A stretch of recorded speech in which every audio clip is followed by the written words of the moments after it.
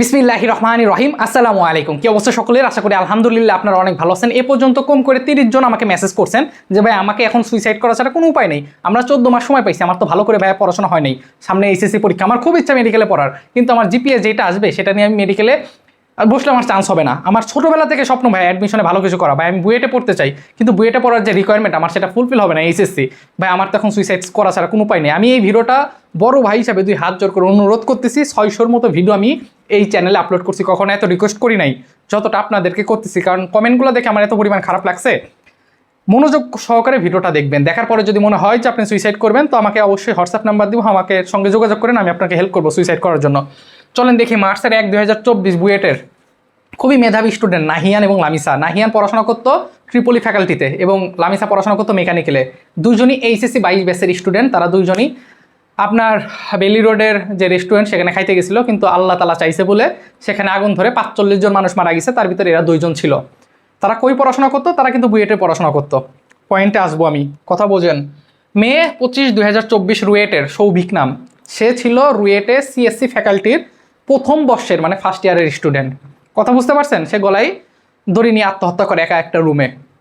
রুয়েটের CSC বুঝেন, CSC এমন একটা subject, computer science and engineering, এরকম একটা প্রবাদ আছে, ঢাকা শহরের কোনো একটা বাড়িতে যদি ঢিল ছুঁড়ে মারা যায়, যে কোনো একটা বিল্ডিংয়ে যদি পড়ে, ওই বিল্ডিংয়ের কোনো একটা ফ্ল্যাটের কোনো একটা স্টুডেন্ট পাওয়া যাবে সিএসসির।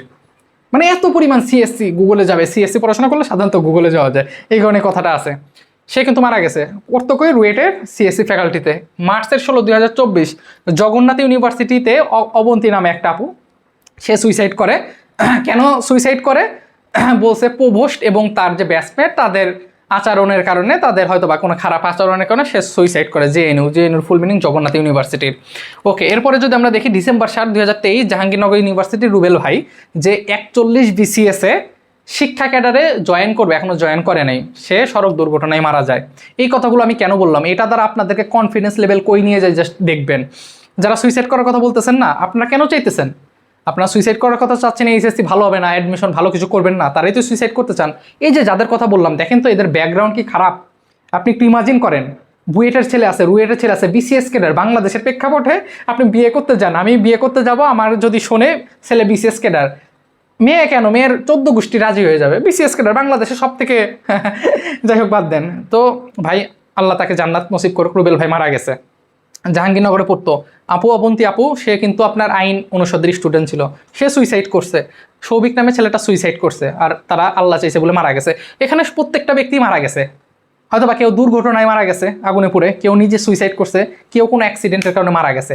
তো আমি আপনাদেরকে পয়েন্টে নিয়ে আসি এইবার, আপনারা যে সুইসাইড করতে চান, এই যে মারা যেতে চান, আপনার পড়া হবে না, পড়েন নাই, ভিডিওটা দেখেন তো। আচ্ছা, আপনি কি আমাকে বলতে পারবেন, ধরেন আপনি মেডিকেলে পড়াশোনা করেন, মেডিকেলে খুব ইচ্ছা, আপনি কি আমাকে ইনশিওর দিতে পারবেন যে গোলাম রাব্বি ভাই আমি মেডিকেলে পড়াশোনা শেষ করে আমার চাকরি হয়ে যাবে ইনশাল্লাহ, আমার জীবনটা সুখের হবে?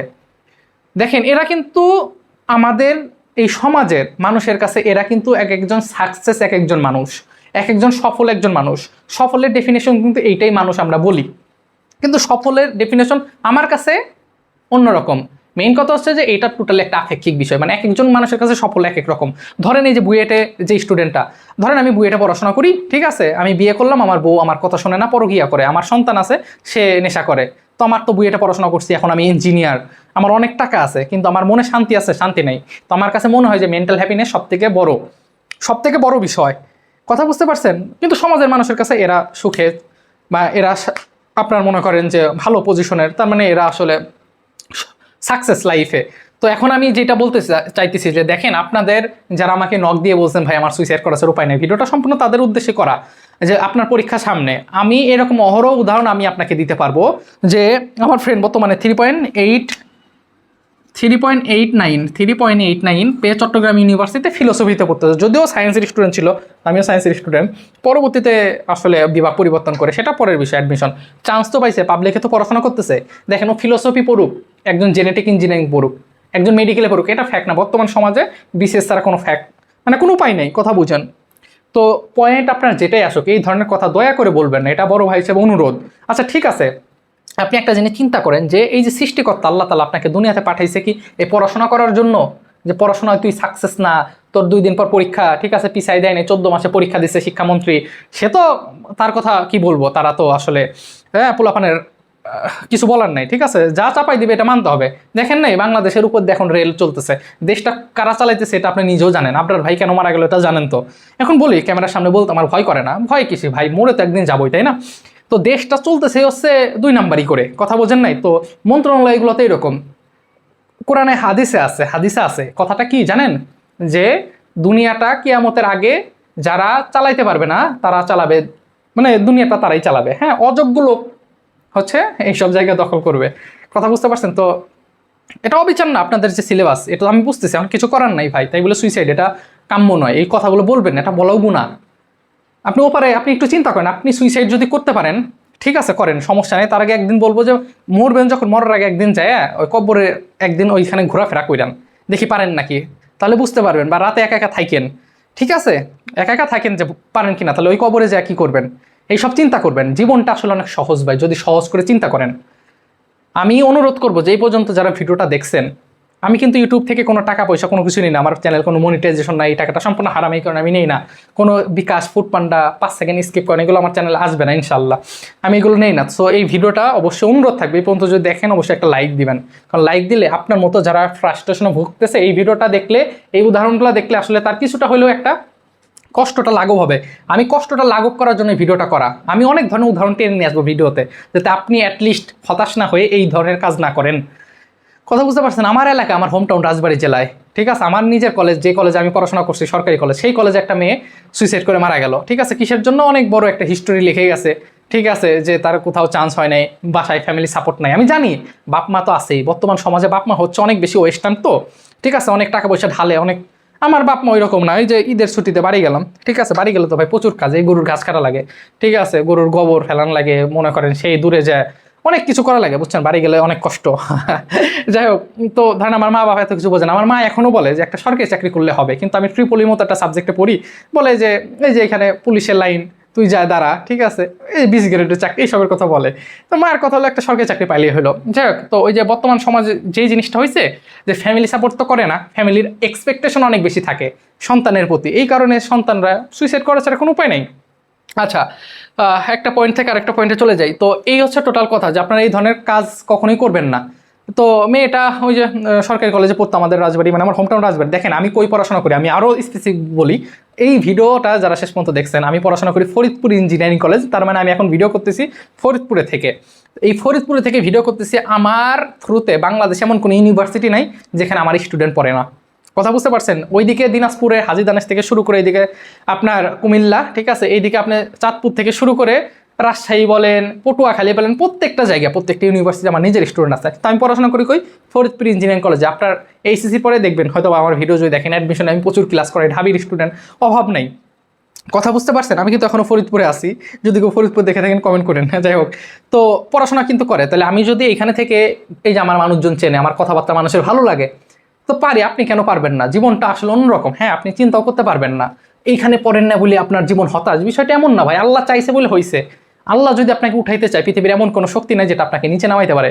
তো এই কারণে সবসময় আল্লাহর প্রত্যেকটা সময় জাস্ট চিন্তা করবেন যে আল্লাহ তাআলা যা করে অবশ্যই ভালোর জন্য করে, ইনশাআল্লাহ। আল্লাহর উপর ভরসা রাখেন, এই ধরনের কথাবার্তা বলিয়েন না।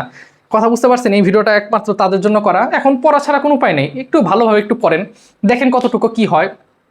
ও আচ্ছা, হ্যাঁ, দেখেন কতটুকু কি হয়। আমি আসলে অনেক বেশি কথা বলে ফেললাম। আসলে আপনারা যে পরিমাণ কমেন্ট করেন যে সুইসাইড করবো, সুইসাইড প্রত্যেক বছর হয়, কিন্তু ফ্যামিলি সাপোর্ট থাকে না, তো এই কারণে এই জিনিসগুলো বেশি হয়।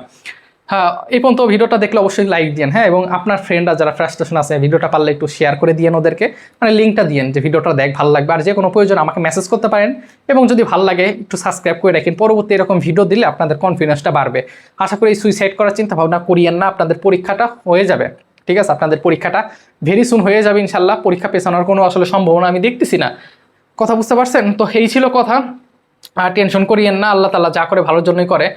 তো দেখেন, এদের তো ইচ্ছা ছিল, এদের বাপ মা এই যে বুয়েটে যে পড়াশোনা করতেছিল, ওরা কেবল 22-এর মানে ফার্স্ট ইয়ার পার হচ্ছিল। কথা বুঝতে পারছেন? তো ওদের বাপ মার তো আশা ছিল ছেলে ইঞ্জিনিয়ার হবে, তার আগে মারা গেল, তাই না? তো কার কোথায় কি হয়, যে ভাই বিসিএস ক্যাডার এখনো জয়েন করে নাই, তার আগে মারা গেল। তো আল্লাহ তাআলা কার কোথায় কি লেখছে আমিও জানি না, আপনিও জানেন না। এই কারণে ভাই জীবনটা নিয়ে এত কষ্ট নিয়েন না, ভাইবেন না, হ্যাঁ, জীবনটা আসলে অনেক সুন্দর। হ্যাঁ, খালি মনে করবেন যে আপনাকে তো সৃষ্টি করছে আপনার মায়ের গর্ভ ধারণ করছে আপনার মা, সৃষ্টি করলো কি জন্য, এই উদ্দেশ্যটা কি, আর আপনি করতেছেন কি, দৌড়ানোর দরকার ছিল কোন সাইডে, দৌড়াইতেছেন কোন সাইডে, এই কারণে কষ্ট বেশি। আর আরেকটা জিনিস মনে রাখবেন যে দুনিয়াটা হচ্ছে জেলখানা স্বরূপ। আপনার মন চাই জিন্দিগি করা যাবে না, আপনার মন চাইতেছে একটা মেয়ের পছন্দ হয়েছে প্রেম করবেন, করা যাবে না। জেলখানায় যেমন মন চাইলে কিছু করা যায় আটকানো, তো দুনিয়াটা ওই রকম, মন চাইলে সব কিছু করা যাবে না ভাই। হ্যাঁ, এবং মনে রাখবেন যে কষ্ট আপনি তখনই বেশি পাবেন যখন হারাম জিনিসের ভিতর বেশি পরিমাণে জড়াই পড়বেন, এই জিনিসটা মনে রাখেন। হ্যাঁ, বেশি পরিমাণ হারামে জড়াই পড়লে কষ্ট জিনিসটা বেশি চলে আসে। আপনি একটু বুকে হাত রেখে বললেন তো এই ভিডিওটা শেষ পর্যন্ত আমাদের ইন্ড হয়ে যাবে এখনই। শেষ পর্যন্ত যারা দেখছেন, আপনি লাস্ট এজ এ মুসলিম হয়ে থাকলে কবে কোরআন শরীফটা পড়ছেন বললেন তো? আমরা সেটা করি না, পড়াশোনা নামাজ পড়ি না, এই হচ্ছে দুনিয়া, এই হচ্ছে কথা। ভালো থাকবেন, যদি ভালো লাগে একটু সাবস্ক্রাইব করে রেখেন, লাইক দিয়ে রেখেন, লাইক দিলে আপনার বন্ধুরাও দেখতে পারবে, অনেক মানুষের কাছে যাবে। কত হবে আমাদের পেজ গ্রুপ কমিটি দিয়ে আছে, যুক্ত থেকেন। নিজের খেয়াল রাখবেন। সালামু আলাইকুম।